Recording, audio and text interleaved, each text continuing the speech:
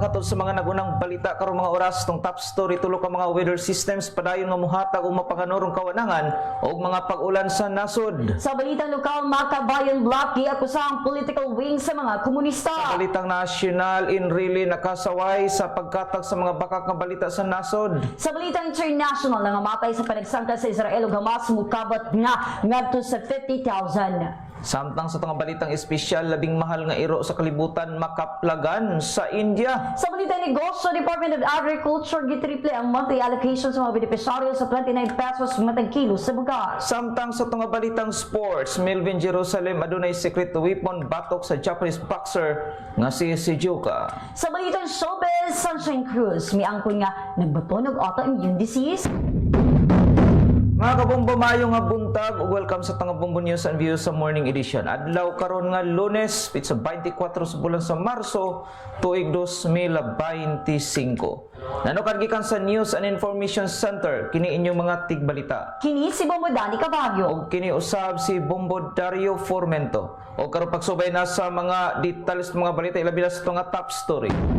Padayon nga magdala og mapanganurong kawanangan og mga pag-ulan sa nagkaribay sa nasod ang tulo ka mga weather system nga northeast monsoon o amihan, easterlies o intertropical convergence zone or intertropical convergence zone.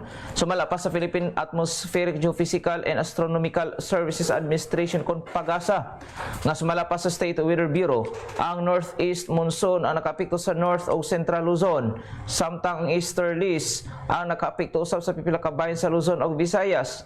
Gilaw man usab nga makahatag og mga pag-ulan ang ITCZ sa Palawan ug Mindanao. Apan gipamayag sa weather specialist nga ang northeast monsoon ang gilaumang muhinay sa mga mosunod nga adlaw nga mamahimong sinyalis sa opisyal nga pagsugod sa tag-init o ting-init sa atong nasod.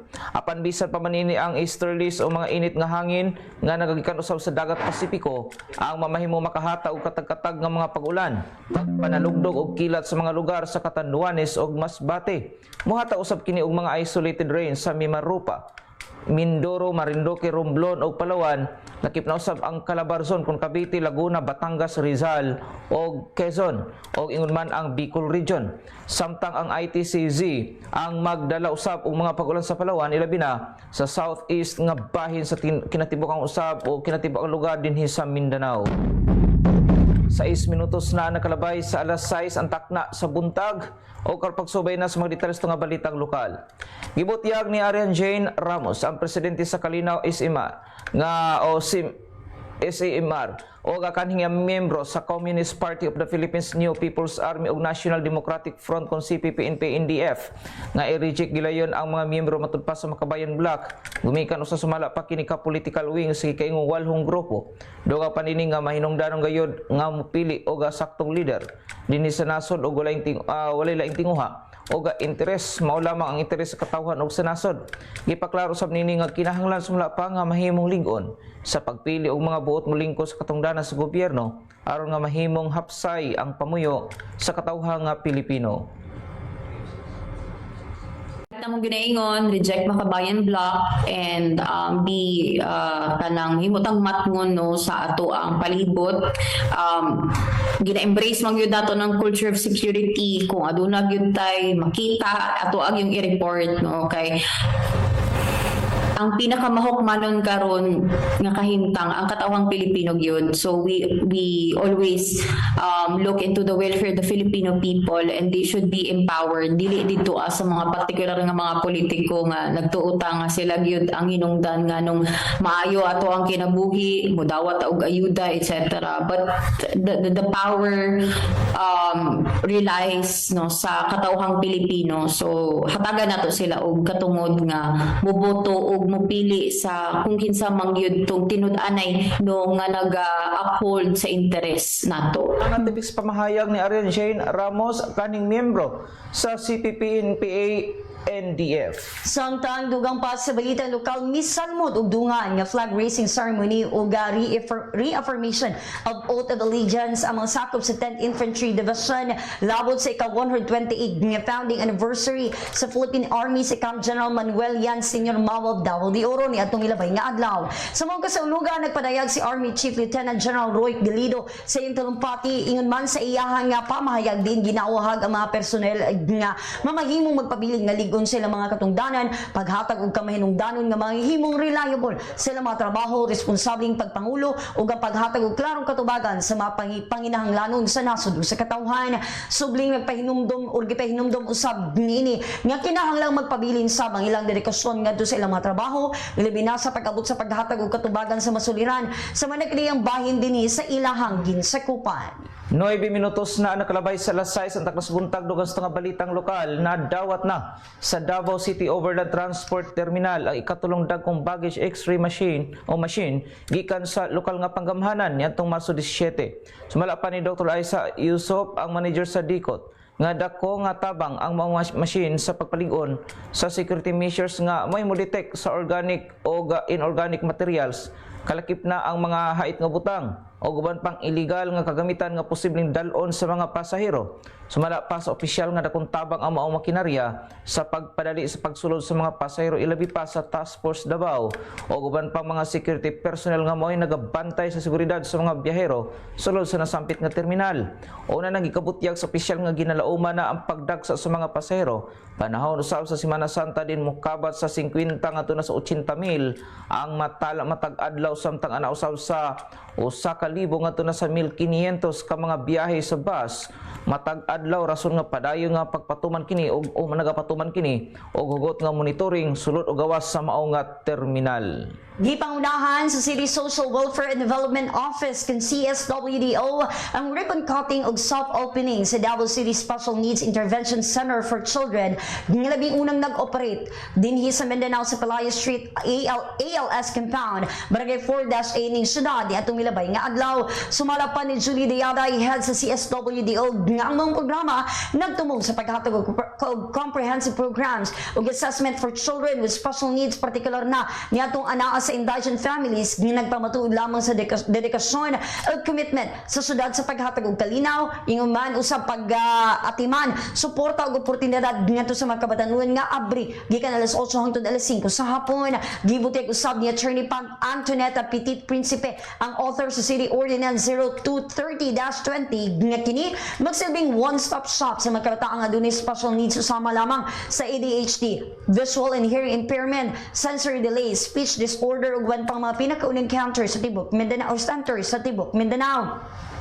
Kaibaluan nga subay sa datos anaag ngadto sa 2,345 children under 6 years old ang adunay special needs ni sa dakbayan rason nga gisiguro sa lokal nga pagkamahanan nga mahatagan o mahatag kanila ang komprehensibo, kalidad ug libreng serbisyo. 12 minutos na nakalabay sa alas 6 ang takna sa buntag dugang sa balitang lokal. Gianunsyo sa City Disaster Risk Reduction and Management Office kon CDRRMO ang laraw nini nga pagtukod og ikalimang satellite office sa Central 911 sa Barangay Malabog, Paquibato District ning siyudad sa Davao ning tuiga. Mala pa ni Rudy Incabo, ang Assistant Department Head sa CDRRMO, nga dakong tabang ang naisgutang satellite office sa mga residente sa Lagyong Dapit nga nakatakda nga pagasugdan karong Hulyo. Sumala pa sa nasampit nga opisyal nga kinikabahin sa padayong pagpalapad sa ilahang mga serbisyo o lakip na ang programa pinag-usab sa pagpaduol niini sa mga Davaoenyo. Ning kasamtangan adunay upat ka mga satellite offices ang Central 911 nga nahimutang sa Kalinan, Turil, Marilog ug Kabantian. Naghatag og pahimangno ang buhatan sa Commission on Election 11 kan Kamalik 11 alang sa umalabot ng election period ngadto sa mga local candidates alang sa masumbanan nga angay tumanon. Sumala pa ni Attorney Gay Inumerables, ang Assistant Regional Director sa Kamalik 11 nga karong malabot ng Marso 28 ning tuiga magsugod na ang election period alang sa mga local candidates din subli nining gipahimangnuan nga gikinahanglan na gayud nga motumuod sa tanang mga prohibisyon ug masumbanan sa pagpangampanya labaw na ang pagmuntar sa mga nakaliyang campaign materials. Dugang paninig nga sa buong adlaw usab ilusan ang pagpangbaklas sa mga nakaliyang posters nga ana sa mga dili common poster areas, ilabi na or labaw na ang mga gipang sangit ngadto sa mga punuang kahoy alang sab sumala pa ngadto sa mga dili mosunod sa sumbanan. Ilaha matud pang padanan og sulat og tagaan sab og 72 ka oras aron nga makahatag og higayon nga tumano na aron dili mapasikaan og tupang kaso. 13 minutos na nakalabay sa alas 6 at taknas buntag dogan sa mga balitang lokal padayon nga ginapalig-on sa Department of Health dinhi sa Dakbayan sa Davao ang mga programa o inisyatiba sa batok ka breast cancer sa rehiyon na pinag-usap sa paglusad og clinical breast exam orientation sa mga primary health workers o sa primary health workers. Sumala pa ni Dr. Raquel Montijo, Local Health Support Division Chief sa mga buhatan nga adunay dakong papel ang mga nurses, midwives o doktor sa sayo nga pagsuta usab sa mga abnormalities o sinyales sa breast cancer. Hinungdan sa paghiskot pa og dugang mga estratehiya nga nahilakip sa 8 priority outcomes sa DOH. Kay baluan nga namatikdan ang pagsaka sakit nga breast cancer sa mga kababayan na rason nga pagkakusog-usab sa education campaign and awareness libata o ilabi pa sa pagpasabot sa importansya sa early detection na pinayusab sa pagpakonsulta sa mga health centers. 14 minutos na nakalabay sa alas 6 ang taknas buntaw karon pagsubay na sa mga detalles tong balitang nasyonal. Ipahayag ni Chief Presidential Legal Counsel Juan Ponce Enrile nga ang katungod sa gawas ng pagpadayag ang nahisubay sa tinuod nga impormasyon nga nagtumo nga muhatag og kasayuran sa publiko og dili manipulahon ang mga naisutan. Kini ang adunay kalabutan sa pagkuyanap sa fake news online sa panahon sa eleksyon nga ginahisgot ang usab sa Kongreso. Dugang panggipahayag usab ni Enrile nga ang gawas ng pagpadayag sa social media ang ikinahanglan nga nakabase sa mga kamaturan aron nga masigurong insakto ang makuhang kasayuran sa publiko. Gipasabot usab nini nga ang Bill of Rights ang mihatag og katungod sa mga tao aron nga makamugna og insaktong desisyon. May tungod kini sa mga isyu nga nakaapekto usab sa ilaha og dili aron ilaron o manipulahon sila alang sa kaugalingong interes. Dugang panini nga kinahanglang magmaampingon ang mga migamit sa social media sa paghatag og impormasyon online aron nga malikayan ang pagkuyanap sa sayop nga impormasyon nga mahimo makahatag og kagubot usab sa nason. Gihagit sa Malacañang mga individual nga nagpakatag og fake news sa gipost nga hulagway ni First Lady Lisa Marcos sa iyang social media nga magpagawas og kamatuoran nga ang nahiskutang hulagway edited. Gipahayag ni Palace Press Officer Undersecretary Claire Castro ang mibatikos ang walay kasayuran sa naiskutang meeting. Dugang panini unsa ang malauman sa mga tao nga walay kasayuran ug kini mao ang pagpakatag og fake news. Kahinumduman nagpost sa iyang Facebook page ang unang ginang ug hulagway ug gikanang niinig nga usa kini ka regular meeting of the Asian Culture Council nga gipahigayon sa Pangarap Clubhouse sa Malacañang Park. Gumikan niini mikatag ang hulagway sa social media ug gikanayong photoshopped ug gi-edit ang hulagway. Samtang sa pikas bahin unang gipanghimakak sa Malacañang gibabagan ang First Lady sa mga otoridad ngadto na sa Estados Unidos aron nga mobiyahe pa uli dinhi sa nasod Pilipinas. Mibiyahe ang unang ginang sa Amerika alang sa working visit ug mitambong kini sa meeting of the minds ug Manila International Film Festival. 16 minutos na nakalabay sa alas 6 ang taknas buntag dugang sa mga balitang nasyonal. Gimando na sa pre-trial chamber sa International Criminal Court nga pagkasugda na ang disclosure of evidence o pagpakita sa mga ebidensya sa kasong giatubang ni kanhi nga Pangulong Duterte. Gimanduan sa ICC Pre-Trial Chamber ang ICC prosecutor nga mohatag og mga obserbasyon o gamutubag sa pipila ka mga pangutana nga adunay kalabutan sa ebidensya og mga testigo nga plano nining ipakita batok kang kanhi Pangulong Duterte. Pagahimuon ang pagdungog sa kumpirmasyon sa mga kasong batok kang Duterte sa Setyembre 23. Mas mala pa gisugda na sa mga pre-trial judges sa ICC ang proseso sa pagpadayag sa mga mahinungdanong impormasyon. Gipasubmitar usab sa mga judges sa prosecutor ang general information sa mga testigong ipagawa nila o kung nga plano sa mga naisgutan nga mangayo og anonymity sa bisan sa kinsang potensyal nga saksi o dili. Samtang giila usab sa mga judges kung mga huwes nga ang posisyon usab ni Duterte sa mga gipasangil sa iya nga nakabutang sa mga ebidensyang ipakita sa prosecution. Gipahayag sa mga nisgutan nga aron mahimong patas imbitahan usab ang mga defense o ang defense team aron nga mohatag og obserbasyon og motubag sa mga preliminary questions. Dugang pa sa Balitang National, gipahayag ni Bishop Gerardo Alminaza sa Diocese sa San Carlos sa Negros Occidental nga ang pag-aresto kang kanhi Pangulong Rodrigo Duterte ang usamatod pagkaginhawa sa libuan ka mga pamilya nga nawad-an sa ilahang minahal sa kinabuhi. Gumikan sa kontrobersyal nga war on drugs nga gisugdan sa Davao ug mikatag sa tibok nasod, matud pa sa obispo ang pag-aresto kang Duterte ang muhatag og dalan sa ustisya. Kiulagway usab niini nga ang nahiskutang panghitabo usa ka hayag nga paglaom gikan sa panahon nga gihimo ang mga illegal nga pagpamatay sa administrasyong Duterte nga nagkahatag og kahadlok sa nasod. Gihinumdum usab niini ang iyang mga pag-ampo sa lubong ni Skyler Bladin Abatayo, upat ka tuig na batang nga lalaki nga napatay sa saag na bala sa gipahigayong drug raid sa Cebu City. Nasubo usab ang obispo sa mga tawag nga panayong nagsuporta sa bayolenteng kampanya sa war on drugs ug gipakuyanap ang pagpatay isip kasulbaran sa problema sa illegal nga droga. Dugang panini importante ang papel sa simbahan aron mahimong tingog batok sa dili makaturungan ng binuhatan. Katapusan sa balitang nasyonal, nagpadayag sa iyang pagpasalamat si Pangulong Marcos Jr. sa kontribusyon sa Philippine Army sa national defense, constitutional integrity ug public safety sa pagsaulog sa ilahang ika-20 o 128 nga founding anniversary. Gipadayag sa Pangulo nga ang kaisog, kalig-on ug dedikasyon sa mga sundalo sa mas luwas, lig-on ug nagkahiusang nasod alang kini sa mosunod nga henerasyon. Sa pagpamulong sa presidente, angay lamang ilhon ang mga sundalo sa ilang kaisog ug kalig-on ilabi na sa pag-atubang sa dakong hagit. Dugang panini nga ang mga sundalo ang gikinahanglan usab nga adunay baruganan nga dili matarog, taliwala kini sa pagsulay ug ang tinuod nga sukdanan mao ang kaandam nga ipadaplin ang kaugalingong interes alang sa mas hataas nga tumong. 20 minutos na nakalabay sa alas 6 ang takna sa buntag o karpagsubay na sa mga details ng balitang internasyonal. Gibutyag nga may saka nangadto na sa kapin 50,000 ka mga Palestino ang nangamatay sa pagpangatake sa Israel sa Gaza. Ang ihap nga 50,021 ka mga individual ang tugbang sa 2.1% sa 2.3 milyones nga pre-war population sa nahisgutang lugar. Ipamahayag sa Palestinian Health Ministry nga adunay 113,274 ang katalang nasamdan sa insidente. O nagipahayag sa United Nations Human Rights Office nga halos 70% sa mga biktima ang mga kababayenan o mga kabatanunan. Kainumduman nga nagsugod ang gubat sa gihimong pagpangatake sa Hamas sa Israel niadtong Oktubre 7, 2023 kung din nasa 1,200 ka mga tao o kadaghanan nini ang sibilyan nga nangamatay o mukabot ngadto na sa 251 ang gipangabihag. Dugang pa sa balitang international, gikamatay sa tulo ka tawo ang gihimong pagpangatake sa Russia ngadto na sa Zaporizhia, Ukraine, ginamit ang mga drone o gikasamad sa 14 pa ka mga individual.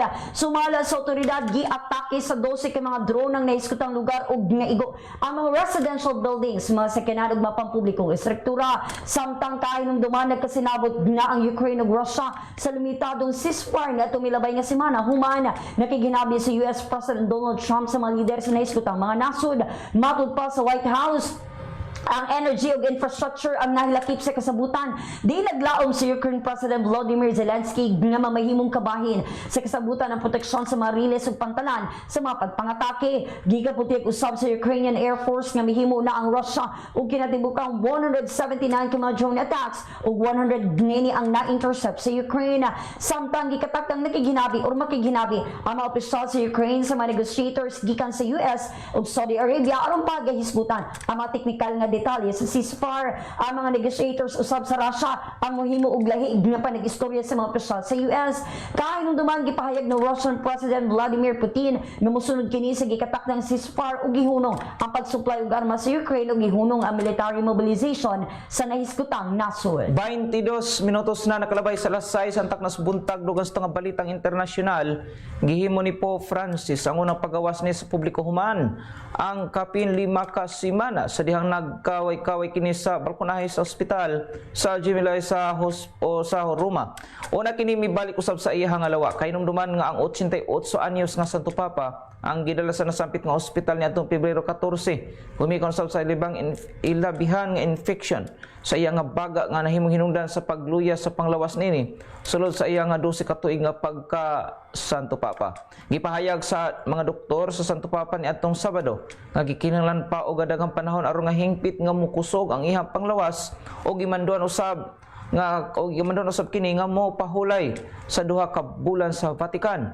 Ang hulagoy usab sa Santo Papa ang daw namurot og nagdugay lamang kini sa pipila kay gayon sa balkonahe.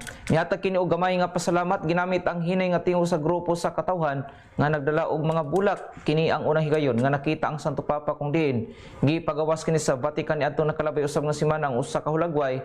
Di nakita kini nga nagampo sa usa ka kapilya sa nasampit nga ospital. 23 minutos na nakalabay sa alas 6 ang takna sa buntag ug karon pagsubay na sa detalyes tong balitang espesyal. Migasto sa madapag usa ka ilado nga dog breeder sa India og mukabat sa 500 million rupees kung tugmang kini sa 325 million pesos alang sa talagsaong breed sa iro nga adunay kombinasyon sa wolf o Caucasian Shepherd. Ang niskutang iro nga ginganlan og Koda o Kadabam o kami ang gipadako sa US og gipalit ni Satish usa ka ilado nga dog enthusiast gikan sa Bengaluru o presidente sa Indian Dog Breeders Association. Adunay koleksyon ang nisgutan o musubra sa 150 ka matang usab sa iro. Lakip na pipila sa mga lisod pangitaon sa kalibutan. Ipahayag pa ni Satish nga sulit kuno o sulit sumala pa ang dakong kantidad sa bag-o nining binuhigumika kikini ang usa ka one of a kind. Sa edad nga 8 ka bulan mutimbang na ang iro sa 75 kilos o adunay gitas-on nga 30 ka pulgadas. Gumikan kay nag-inusara lamang sa kalibutan ng iskutang iro. Daghan ang gusto mo tanaw nini. O dili kini ordinaryong binuhi gumikan kay usab kini kanegosyo. Dili usab kini ang unang higayon. Nga mipalit si Satish og halon nga iro. Gumikan kay ni adto nakalabay usab nga tuig mipalit usab kini og rare nga chow nga adunay kahulagway. Sa usa ka red panda sa kantidad nga $3.25 million kon 180 million pesos. Sa 7 ka ektaryang estate ni gibuhi ni Satish ang iyang mga iro o gipakita ang mga nisgutan sa nagkadeng events sa nasod India. Samtang sa balitang negosyo, gidungagan sa Department of Agriculture kun DA ang alokasyon sa vulnerable sector. Mao ang benepisyaryo sa kadiwa sa Pangulo program nga mao ang nagbaligi og 29 pesos matag kilo sa bugas. Nahilakip sa naisgutan sector ang mga senior citizens, person with disability, solo parents ug mga indigents ang mga individual nga prioridad sa benepisyaryo sa naisgutang programa diin ang mga bugas nga gibiligya ang subay na usab sa inisyatibo sa National Food Authority nga may pakatag sa mga buffer stocks. Ngini, gipahayag ni Agriculture Secretary Francisco Chu Laurel Jr. nga ang nahiskutang bagong polisiya ang ipatumandayon sa tanang lugar sa nasod. Kini aron makapamili ang publiko sa mas makayang pagkaon o basic commodities, ilabi na ang bugas.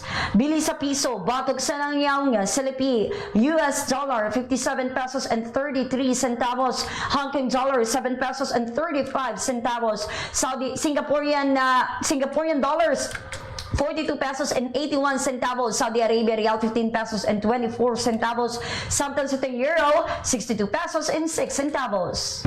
26 minutos na nakalabay sa alas 6 ang taknas buntag karon pagsubay na sa tong detalles balitang sports. Gumika kay nasayod na ang maabot nga kalaban ining Japanese sa iyahang estilo. Andam si World Boxing Council minimum weight champion Melvin Jerusalem nga pamatud-an nga dili kini one trick pony.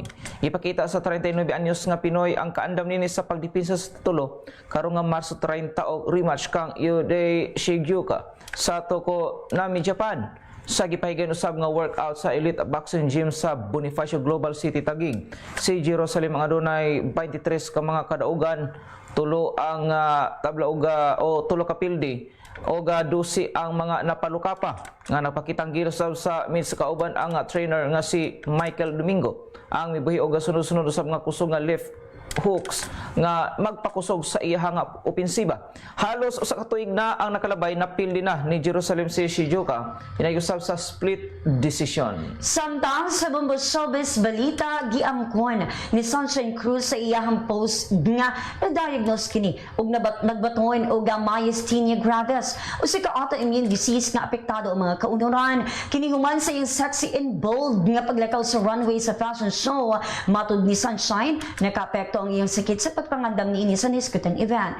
Ang myasthenia gravis ang usa ka autoimmune condition nga di imong hinungdan sa pagkaluya og paspas nga kakapoy sa mga kaunuran. Sagad niining nasinitian sa mga kababayenan nga anaa sa edad nga 40 anyos pataas ug sa mga kalalakian nga mosobra sa 60 anyos ug bisan wala pa kini tambal.